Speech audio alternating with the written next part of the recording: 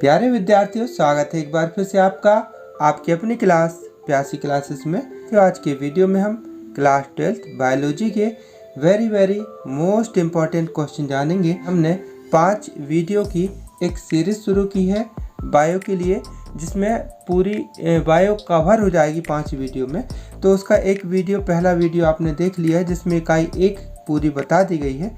आज के वीडियो में हम इकाई 2 के अंतर्गत अध्याय 4 वंशागति और विविधता के सिद्धांत और अध्याय 5 वंशागति का आणविक आधार, इनके इम्पोर्टेंट क्वेश्चन जानेंगे। तो चलिए शुरू करते हैं। सबसे पहले देखते हैं, देखिए इकाई 2 अध्याय 4 वंशागति और विविधता के सिद्धांत।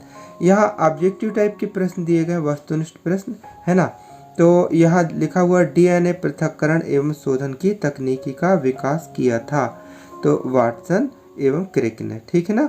तो ये इसका उत्तर हो गया। अब एक एक प्रश्न यदि हम पढ़ेंगे तो बहुत टाइम लग जाएगा, तो आप स्क्रीनशॉट ले सकते हैं। जैसे दूसरा लिखा हुआ है, क्रोमोसोम शब्द किसने प्रस्तुत किया था, तो इवाल्डियर ने। तो इसका आंसर बी ये लिखा हुआ है। तो इसी प्रकार सभी, तीसरे का उत्तर यहाँ पर बी ये लिखा हुआ है, ठीक है। इसी प्रकार आपको यहाँ पर दिख रहा होगा, 3 तक दिख रहे होंगे। अब इसके बाद हम आगे बताते हैं।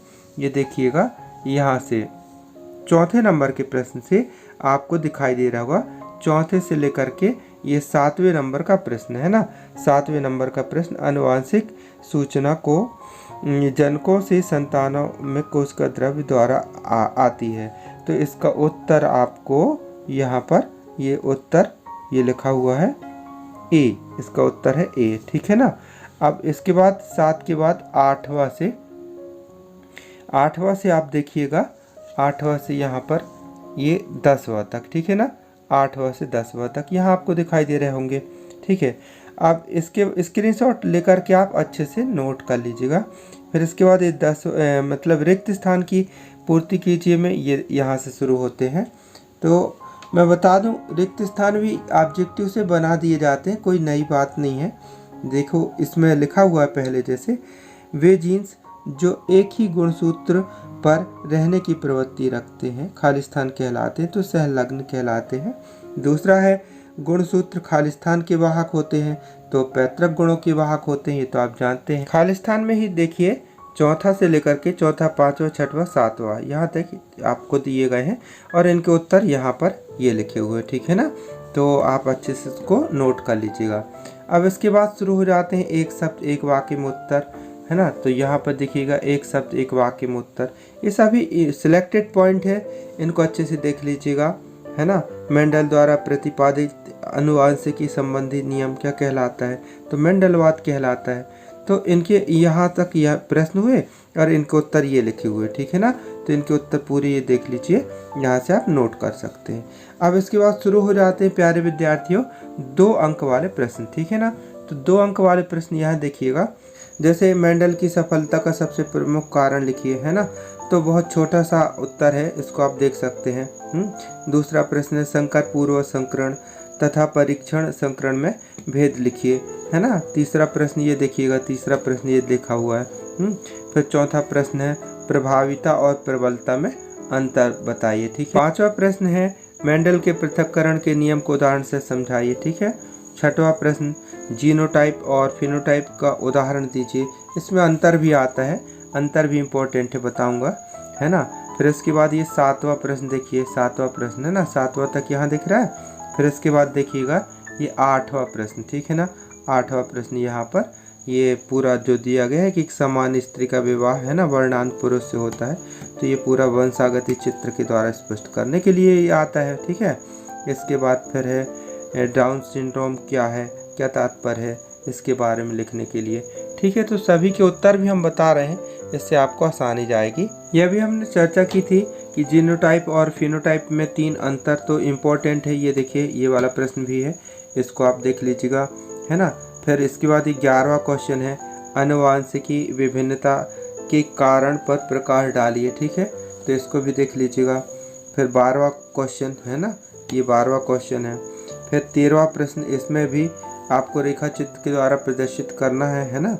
एक हीमोफीलिया के रोगी का पुरुष का विवाह एक समान स्त्री से कर दिया जाए तो कैसी संतति उत्पन्न होगी, तो उसके बारे में आपको ये रेखा चित्र के द्वारा प्रदर्शित करना होता है। ठीक है, तो चित्र हो गया। अब ये प्रश्न आप कहेंगे 2 नंबर में, 3 नंबर में भी आ सकता है, 2 में भी आ सकता है। ठीक है, अब इसके बाद है टर्नल सिंड्रोम क्या है, इसके 3 लक्षण, तो ये यहाँ पर इसका उत्तर लिखा हुआ है। फिर 15वां क्वेश्चन। अब इसके बाद है यहाँ पर ये देखिए दीर्घ उत्तरीय प्रश्न। अब दीर्घ उत्तरीय प्रश्न में यहाँ पर लिखा जरूर 5 अंक का है, तो लेकिन अब न्यू पैटर्न में 5 अंक में नहीं आ रहे, 4 अंक में आ रहे हैं। तो जो प्रश्न 5 अंक में आ रहे हैं उसमें अपन 4 अंक के मान के उनको पढ़ सकते हैं, क्योंकि 4 अंतर लिखिए करके आ गया तो 4 अंक में आ जाएगा। ठीक है, तो ये क्वेश्चन हो गया है ना पहला। अब दूसरा यहाँ पर देखिए, दूसरा ये लिखा निम्नलिखित में भेद लिखिए अंतर लिखने के लिए, प्रभाविता और अप्रभाविता, है ना, समयुग्मी और विषम युग्मी, और फिर एक संकर और द्विसंकर। तो ये कुल मिलाकर के यहाँ पर ये इन पे अंतर लिखने के लिए हुआ। ठीक है, पहला हुआ का नंबर का। अब इसके आगे का हम आगे बताते हैं, इसका पूरा उत्तर इतना हुआ। ठीक है, इसके आगे का हम बता रहे हैं अभी। अब यहाँ देखिए ये अंतर सम युग्मजी और विषम युग्मजी में अंतर लिखने के लिए, तो यहाँ पर ये अंतर दिया है, पॉइंट करके दिए हैं, आपको आसानी जाए जिससे। अब इसके बाद फिर ये एक संकर और द्विसंकर में अंतर। ठीक है, अब इसके बाद यहाँ पर देखिए प्रश्न तीसरा, एक संकर क्रॉस का प्रयोग करते हुए प्रभाविता के नियम की व्याख्या करना है ना।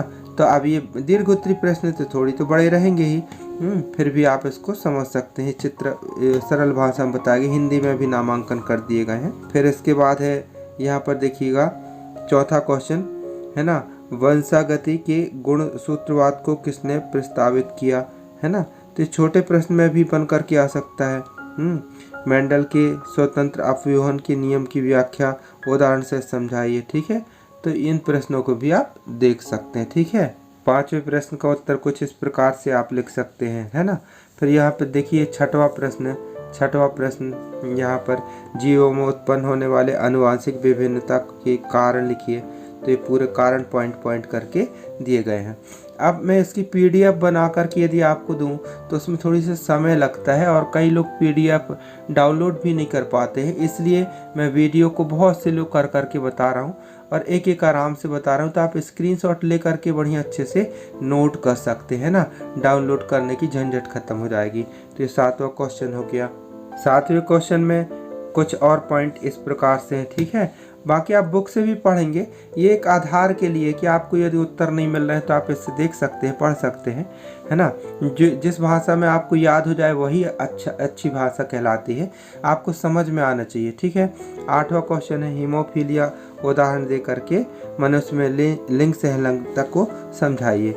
ठीक है, तो इसका ये आपको लिखना है और इसका इस प्रकार से ये पूरा डायग्राम बना करके आपको समझाना होगा। पूरा ये डायग्राम बनाना पड़ेगा और इसके फिर यहाँ पर इसकी थोड़ी थोड़ी व्याख्या पहला दूसरा तीसरा करके ऐसे करके पॉइंट डाल करके भी आपको देना होगा। ठीक है, तो इसको आप अच्छे से नोट कर लीजिए। हाँ, इस प्रकार के और वीडियो आपको मिलते रहें इसलिए सब्सक्राइब जरूर कर लीजिएगा। ठीक है, उसी प्रश्न में अभी देख सकते हैं चौथा पॉइंट ये भी है और ये चित्र आपको बनाना पड़ सकता है ना। सामान्य पुरुष और हीमोफिलिक स्त्री में इस प्रकार से संतान उत्पन्न होती है। ठीक है, इसके बाद है लिंग सहलंगता किसे कहते हैं, लिंग जीन के प्रकार के नाम लिखिए। ठीक है, तो इसका उत्तर पूरा ये हो गया। फिर इसमें 10वां प्रश्न, पूरे हर प्रश्न सिलेक्टेड है, आपको कोई भी प्रश्न ऐसा नहीं लगेगा जो परीक्षा में इम्पोर्टेंट ना हो, तो इसलिए आपको आसानी जाएगी। प्रश्न 10वां, इसका आंसर ये हो गया और आंसर भी कोशिश करेगा है कि आपको आसान लगे ऐसी भाषा में लिख करके बताने का प्रयास किया गया। ठीक है प्यारे विद्यार्थियों, अब देखते हैं अध्याय 5 वंशागति का आणविक आधार। ठीक है, तो शुरू में सही विकल्प देखिए लिखा है, सही विकल्प चुन करके लिखिए। तो ऊर्जा स्थानांतरण में भाग लेने वाले न्यूक्लियोटाइड कौन कहलाते, तो एटीपी है ना। फिर प्रोटीन की इकाई तो अमीनो अम्ल, तो यहाँ पर खालिस्तान में भी बन सकते हैं, प्रोटीन की इकाई खालिस्तान कहलाती है तो अमीनो अम्ल है ना। तो इस प्रकार से खालिस्तान भी बनाया जा सकता है, एक शब्द एक वाक्य में भी उत्तर दिया जा सकता है। तो आप इससे भ्रमित ना हो कि ऑब्जेक्टिव नहीं आएंगे तो कैसे बनेगा, सब पूरा पैटर्न वही है। तो आप इससे बढ़िया अच्छे से पढ़ाई कर सकते हैं, उत्तर तो आपको याद करना होगा, चाहे खालिस्तान हो चाहे कुछ भी है ना। तो यहाँ देखिएगा, यहाँ आपको चौथे नंबर तक दिखाई दे रहे होंगे। फिर 4 के बाद फिर मैं बताऊं, यहाँ देखिए 4 के बाद ये पाँचवा से देख लीजिएगा, 5वां से 8वां तक, ठीक है ना, 5वां से 8वां तक ये हो गए। और फिर इसके बाद 9वां और 10वां इनके उत्तर भी यहाँ पर ये उत्तर ये लिखे हुए हैं। 10वें का उत्तर बी है ना, 10 आएगा इसमें, ठीक है, ये वाला। अब रिक्त स्थान की पूर्ति कीजिए, है ना, तो ये रिक्त स्थान ये दिए गए हैं और इनके उत्तर यहाँ पर दिए गए हैं, तो आप इसको अच्छे से नोट कर सकते हैं। सही जोड़ी भी दी गई है और सही जोड़ी के ये सही जोड़ी ए और बी खंड, और यहाँ पर इसका आंसर दिया गया है। फिर यहाँ पर सही जोड़ी अलग से दी गई है ना, तो ये ए और बी और इसका यहाँ पर इसके उत्तर ये दिए गए, ठीक है। फिर इसके बाद एक शब्द एक वाक्य में उत्तर लिखिए, ठीक है, तो यहाँ पर प्रश्न दिए गए हैं और इनके साइड में यहाँ पर ये उत्तर दिए गए हैं, तो इनसे आप अच्छे से पढ़ सकते हैं, ठीक है। फिर अब 2 नंबर वाले प्रश्न, छोटे प्रश्न जिनको लघुत्तरी अति लघुत्तरी कहते हैं, तो ये जेनेटिक कोड क्या है, इसकी खोज के बारे में आप क्या जानते हैं, ये हो गया, ठीक है ना। अब यहाँ तीसरा प्रश्न, पेप्टाइड बंध किसे कहते हैं, तो ये पूरा आप लिखिएगा। ये आपको तो केमिस्ट्री में भी प्रश्न पहले आया करता था, इम्पोर्टेंट है, तो अच्छे से पढ़ लीजिएगा। तो इस यहाँ पर पूरी अभिक्रिया करके ये बताना पड़ेगा, ठीक है। फिर प्रश्न चौथा है ना, प्रश्न चौथा, फिर प्रश्न 5वां ये दिया गया है, अनुलेखन क्या है, इसकी प्रक्रिया समझाइए। तो पूरा आपको इसको पॉइंट वाइज पूरा करके बताना पड़ेगा, ठीक है ना। अनुलेखन क्या है ये डिटेल है इसका, तो इसको थोड़ी सा वीडियो क्वालिटी बढ़ा लीजिएगा तब आपको स्पष्ट दिखेगा, ठीक है ना। ये अनुलेखन क्या है इसको। फिर इसके बाद है 4 अंक वाले प्रश्न। 4 अंक वाले प्रश्न में ये जीन संकल्पना की 5 विशेषता लिखिए, ठीक है। आप इससे प्रश्न देखिएगा, उत्तर तो आपके पास बुक में भी उपलब्ध होंगे, ठीक है। जीन संकल्पना वाले में कुछ पॉइंट आपको यहाँ पर उत्तर लिखे हैं, इनको आप देख सकते हैं।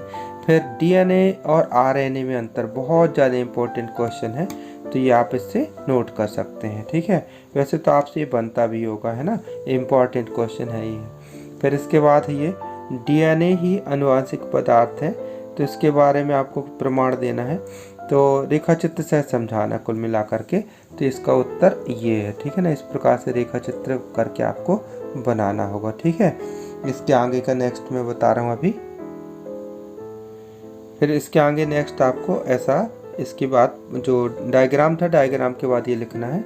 फिर चौथा क्वेश्चन है डीएनए फिंगरप्रिंटिंग क्या है, इसकी उपयोगिता लिखिए, है ना। तो इसमें आपको बड़ा उत्तर दिख रहा होगा, तो इसको आपको छोटे छोटे करके थोड़ी से शॉर्ट करके भी लिख सकते हैं, है ना। ज़्यादा मालूम रहता है तो उसको शॉर्ट किया जा सकता है ना, तो इसको आप शॉर्ट करके लिख सकते हैं। फिर इसके बाद है 5वां क्वेश्चन, मानव जीनोम परियोजना की विशेषता लिखिए। तो प्यारे विद्यार्थी, ये थे इम्पोर्टेंट क्वेश्चन इकाई 2 से, ये पेपर में कई बार आ चुके हैं। इन प्रश्नों को आप कुछ अच्छे से अभ्यास कर लीजिएगा, ताकि आपको यदि पेपर में ये प्रश्न आते हैं तो आपसे अच्छे से बन जाए। आगे भी इकाई 3, इकाई 4 और इकाई 5 के वीडियो भी आपको मिल सके, इसलिए सब्सक्राइब कर लीजिएगा। हमारा प्रयास रहता है कि आप सफल हों, और हमारा ये प्रयास तभी सार्थक हो सकता है जब आप भी सहयोग करें और वीडियो को अधिक से अधिक अपने दोस्तों तक भी शेयर कीजिएगा। वीडियो कैसा लगा ज़रूर बताइएगा। मिलते हैं प्यारे विद्यार्थियों अगले वीडियो में, तब तक के लिए बाय, थैंक यू, जय हिंद।